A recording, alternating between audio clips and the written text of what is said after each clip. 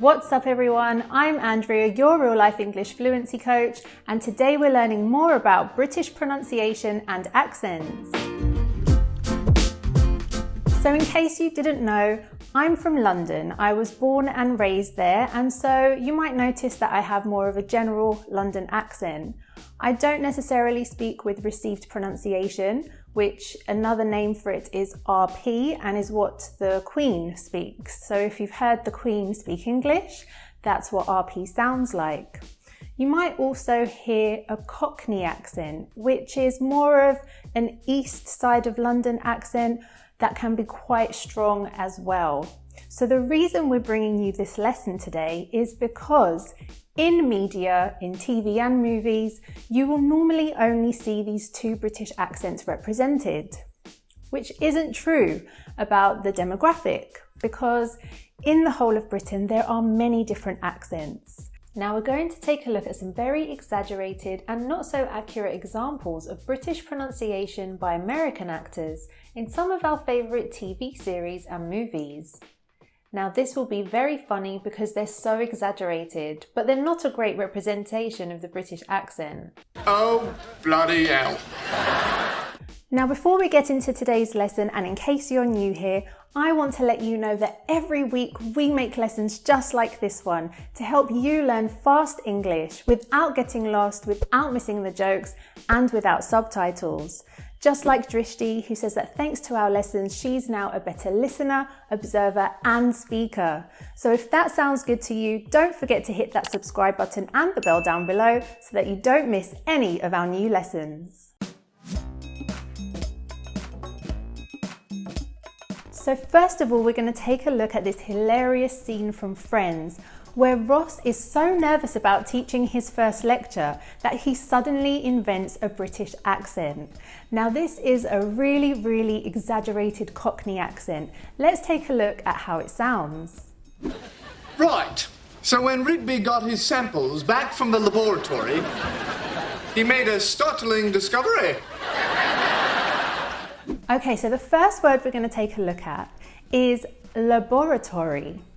Now, in English, we would say laboratory, but he has pronounced every single syllable of the word, which natives do not actually do.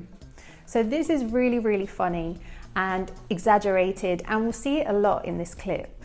Back from the laboratory, he made a startling discovery. Now, the way he says discovery is pretty funny too, because he pronounces every syllable really clearly again, but there's also an intonation on the way that he says it, which again is not very natural for native speakers. So when he says it, he says discovery, because again, it's very exaggerated, and again, it makes for really good humor. In fact, when we say the word discovery, we don't always pronounce all of the syllables. So he pronounces it as discovery, but we often will shorten it to discovery. Usually when you have the ERY or the ARY sounds at the end of words, they kind of merge into one sound to make re, discovery. And the same with laboratory. It's not laboratory, so that ORY merges to make laboratory. He made a startling discovery. What he believed to be igneous was in fact sedimentary. You can also hear this in the way that he says sedimentary. So sedimentary is a type of rock, and he says sedimentary. But again, this is not how natives speak. We will shorten that last sound to say sedimentary. So the last part of this clip that we're going to look at is at the end, where Monica and Rachel walk in to find Ross doing his fake British accent. And so he comes out with, oh, bloody hell. Which is actually really funny, but it's quite accurate of a Cockney accent. So remember, a Cockney accent is one you'll hear in East London, and one that you'll see a lot in TV and movies, especially like Mary Poppins, or even some gangster movies like Lock, Stock and Two Smoking Barrels, and The Gentleman, which is Guy Ritchie's new one. So what is quite typical of the Cockney accent, but also in many other places around Britain, is that people do not pronounce that first H sound at the start of the word. So instead of saying, oh bloody hell, he says, oh bloody hell.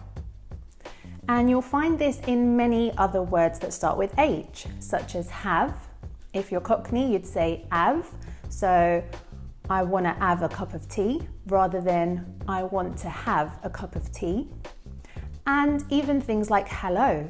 Instead of saying hello, people in East London might say hello. Are you frustrated by finding it difficult to understand fast-speaking natives? Then I highly recommend our Fluent with Friends course. In this 48-week course, you will learn with the first 2 seasons of Friends. Each week you'll receive PDF power lessons, vocabulary memorization software, access to our Fluency Circle global community, and so much more. And the best part is, you can try it right now for free with our 3-part masterclass. All you have to do is click up here or in the description box below to learn more and sign up now. We hope to see you there. Now this clip of James Franco's British accent is actually really funny because it's hard to even realise he's doing it. It's so subtle that it doesn't even seem like he's really trying, and I think that's what makes it so funny. When I first heard her voice, a tear came to my eye, and that tear turned to ice, and I kept that frozen tear far from my heart that burns with passion. So if you listen very carefully, the subtle difference is the way that he pronounces the R's in some words, such as tear, heart, and burn. Now in British English, we tend to soften this R sound so you don't really hear it, whereas in American English, you do hear that R sound. So this is kind of where he does have a little bit of a British accent, but that's really all it is in this clip. When I first heard her voice, a tear came to my eye, and that tear turned to ice, and I kept that frozen tear far from my heart that burns with passion. So just to explain that a little bit further, in American English, you'd hear tear, so you hear that R sound, but in British English, we would say tear, so it's very soft. The same with heart. You don't really hear that R sound, but in American English, you do when they say heart. I'll teach you to be me and you teach me to be you. Look, I can do you already. Yes, you want to know the difference between us? I have claws and you don't. Now we've chosen a scene from the film Parent Trap where a very young Lindsay Lohan actually plays identical twin sisters. One is American and one is British. So she was actually 11 years old when she filmed this movie, and I think that for such a young girl she does a really good job of the British accent, especially when you take into consideration that she had to film both parts at the same time. So the scene we're going to take a look at is deep into the movie when they have already switched places. And one of them says there is an emergency because the father is in love with another woman and they need to do something about it. So let's take a look and see how Lindsay Lohan does the British accent. I'm sorry, to whom did you wish to speak?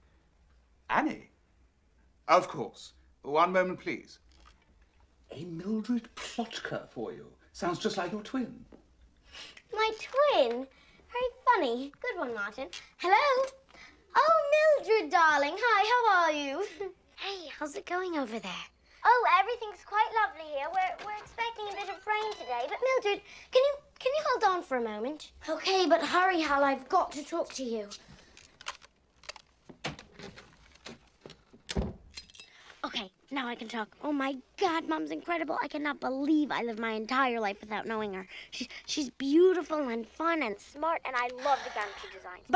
And I got her talking about how she and Dad first met, and if you ask me, there's like a whole possibility like... Stop! We've got a major problem. You're going to have to bring Mother out here immediately. Immediately? Are you nuts? I've only had 1 day with her. I'm just getting to know her. I can't. I won't.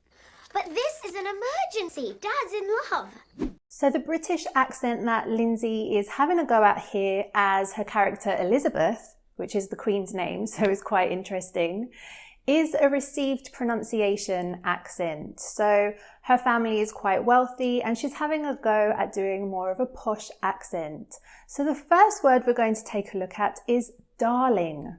Now, as you can hear, I'm not pronouncing the R. It's very, very soft and it has more of a long A sound. So when we say darling, you really hear a long R sound.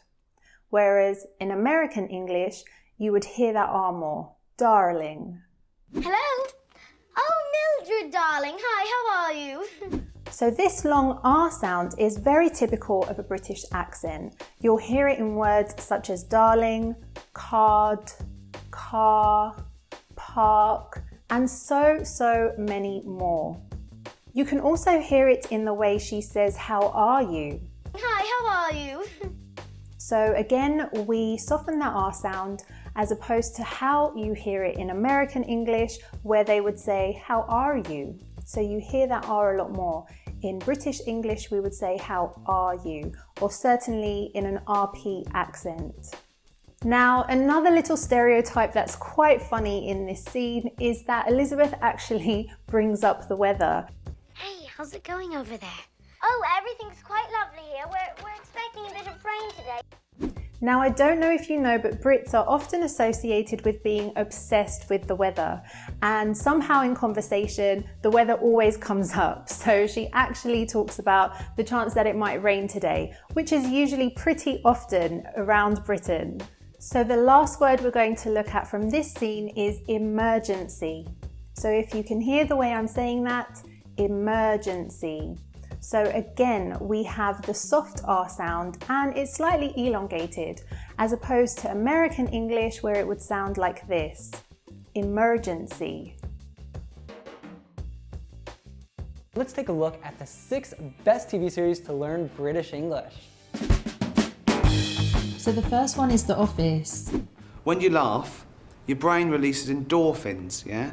Your stress hormones are reduced and the oxygen supply to your blood is increased, so you feel... I try and laugh several times a day just because it makes you feel good. So let's try that. Hey? just